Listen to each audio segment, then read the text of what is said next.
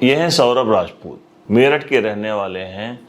London में merchant navy में नौकरी करते हैं। अपनी पत्नी का बर्थडे मनाने के लिए मेरठ आए हुए थे। 4 मार्च को सौरभ की हत्या कर दी गई। इनके शरीर के 15 टुकड़े किए गए और उसके बाद उसको एक प्लास्टिक के टब में डालकर उस पर से सीमेंट का घोल डाल दिया गया। लाश को ठिकाने लगाने की कोशिश थी, लेकिन उसी वक्त इसका खुलासा हो गया। पुलिस ने 2 हत्यारों को पकड़ लिया।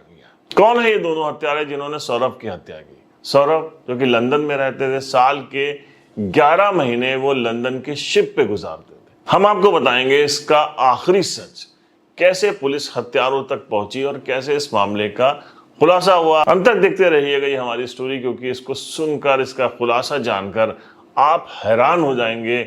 आपके यकीनी तौर पर रोंगटे खड़े हो जाएंगे। अब हम आपको बताते हैं कत्ल की पूरी कहानी। 2015 में सौरभ को नौकरी मिलती है मर्चेंट नेवी में। उनकी पोस्टिंग होती है लंदन में। 2016 में सौरभ वापस आते हैं मेरठ। छुट्टियों के दौरान उनकी मुलाकात हो जाती है मेरठ की रहने वाली मुस्कान रस्तोगी से। मुस्कान अपनी दिलकश अदाओं से सौरभ का दिल जीत लेती हैं। सौरभ उनके ऊपर फिदा होते हैं। वहीं सौरभ की प्रोफाइल देखकर मुस्कान सौरभ पर फिदा हो जाती है। दोनों के मिलने मिलाने के किस्से शुरू होते हैं। बात घर वालों तक पहुंचती है, लेकिन घर वालों को ये रिश्ता मंजूर नहीं होता है, खासकर सौरभ के घर वालों को। उनको ये शादी बिल्कुल भी पसंद नहीं आती है, लेकिन घर वालों के खिलाफ जाकर सौरभ कोर्ट मैरिज कर लेते हैं, अपना घर छोड़ देते हैं और किराए के मकान में रहने लगते हैं। ब्रह्मापुरी एक इलाका है, वहाँ का इंदिरा नगर कॉलोनी है मेरठ की, जिसमें सौरभ अपनी पत्नी मुस्कान रस्तोगी के साथ रहने लगते हैं। वक्त बीतता है, धीरे धीरे कई साल गुजर जाते हैं। अब सौरभ और मुस्कान की एक प्यारी सी बच्ची पीहू है। ज्यादातर सौरभ का वक्त लंदन में गुजरता है। साल के 1 महीने वो आते हैं और यहाँ पे आने के बाद मुस्कान और अपने बच्चे के साथ पूरा 1 महीना हंसी खुशी गुजारते हैं। 26 फरवरी को मुस्कान की बर्थडे थी। 25 फरवरी को सरप्राइज पार्टी देने के लिए सौरभ मेरठ आ पहुंचे। अपनी पत्नी से मिले, घर में एक बार फिर खुशियां लौटी और उसके बाद इन लोगों ने 26 तारीख को बर्थडे एंजॉय की मुस्कान की। अब 4 मार्च को अचानक सौरभ की हत्या कर दी जाती है।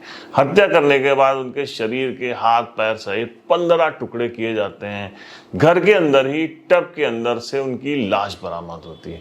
लाश कैसे बरामद होती है? दरअसल 18 मार्च को सौरभ का भाई राहुल, उसको पता चलता है कि भैया आए हुए हैं, लेकिन इस बार भैया मिलने नहीं आए, उन्होंने फोन भी नहीं किया। बड़ी हैरानी की बात थी। तो राहुल पहुंचता है सौरभ के घर, जहां ताला लगा होता है। वो भाभी को फोन करता है। भाभी से कहता है कि आप कहाँ हैं, भैया कहाँ हैं? तो बताती है मैं तो मैके आई हुई हूँ। और सौरभ वापस चले गए। उसको अजीब झटका लगता है। आसपास के पड़ोसियों से वो बातचीत करता है। सब लोग कहते हैं कि नहीं, इस बार तो हमने देखा तो था, लेकिन कब चले गए ये नहीं पता। और तुम्हारी भाभी तो अभी वहाँ पे गई हुई थी, क्या कहते हैं, हिमाचल प्रदेश घूमने के लिए, मनाली, शिमला, और बहुत सारे फोटोज उसके देखे, लेकिन सौरभ नजर नहीं आया। अब फिर वो फोन करता है भाभी को। भाभी फिर गुमराह करती कि हमको नहीं पता, हम तो मैके में हैं और वो तो जा चुके हैं, तुम फोन करो। फोन स्विच ऑफ आ रहा होता है बार बार। अब राहुल को चिंता होने लगती है। वो अभी यही मंडरा रहा था कि तभी उसको भाभी दिख जाती है एक अनजान शख्स के साथ। पीछा करता है, धीरे धीरे देखता है कि ये दोनों लोग घर के अंदर गए हैं। पीछे से राहुल पहुंच जाता है।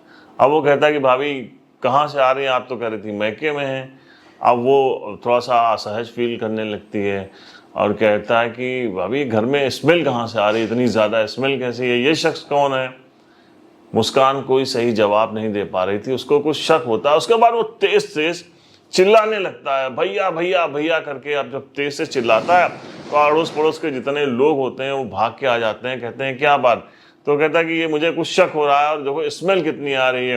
वो भाग के जाता है। तभी वो प्लास्टिक का जो टब होता है वो देखता, कहता है इसमें क्या रखा है। वो टब को सीमेंट की वजह से एकदम बड़ा हैवी वो टब हो चुका था।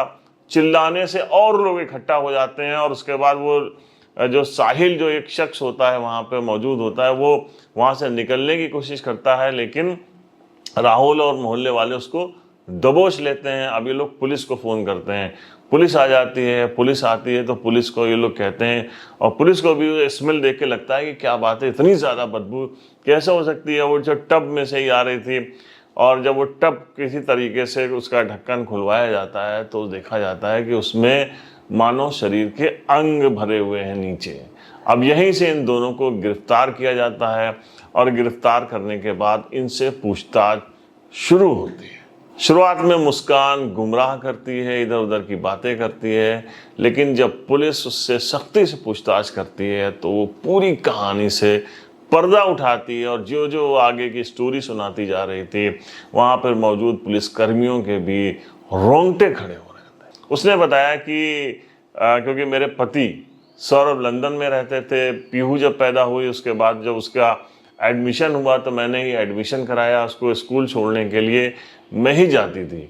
2019 की बात है, मेरी मुलाकात होती है साहिल शुक्ला उर्फ मोहित से और यहीं से बर्बादी की शुरुआत होती है। दोनों में पहले जान पहचान होती है, हाय हेलो होती है, उसके बाद फ़ोन पे बातचीत शुरू होती है क्योंकि मुस्कान अकेली रहती थी, इसलिए उसके पास पूरा वक्त था कि वो कैसे अपने घर को संभाले या कैसे अपने घर को बर्बाद करे। उसकी मुलाकात शुरू हो गई, घर आना जाना शुरू हो गया। धीरे धीरे ये अवैध संबंध वहां तक पहुंच गए जिसके बाद से दोनों की सोचने समझने की शक्ति भी जाती रही।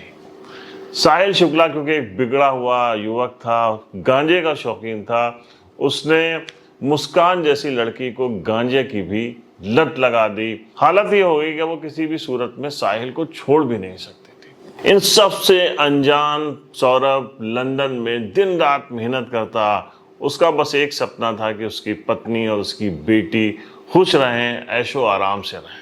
26 फरवरी को मुस्कान की बर्थडे थी। सरप्राइज पार्टी देने के लिए 25 तारीख को अचानक सौरभ आ गया। जहां पर खुशियां मनाई जानी थी वहां पर उस घर के अंदर एकदम से सन्नाटा पसर गया। मुस्कान एकदम खामोश हो गई, उसको एकदम से झटका लगा।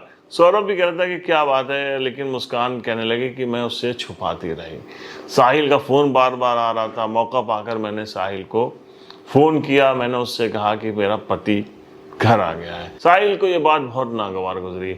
उसने कहा कि अब बर्दाश्त नहीं हो रहा है कि जो है ज़रा से भी तुमको कोई छुए, इसलिए अब मैं तुम्हारे पति को ठिकाने लगा दूंगा, उसके बाद हम दोनों शादी कर लेंगे। यहीं से दोनों के दिमाग में योजना बनी और उसके बाद 4 मार्च को रात में मुस्कान ने योजना के अनुसार खाने में कोई नशीली चीज़ मिला दी और अपने पति को खिला दी।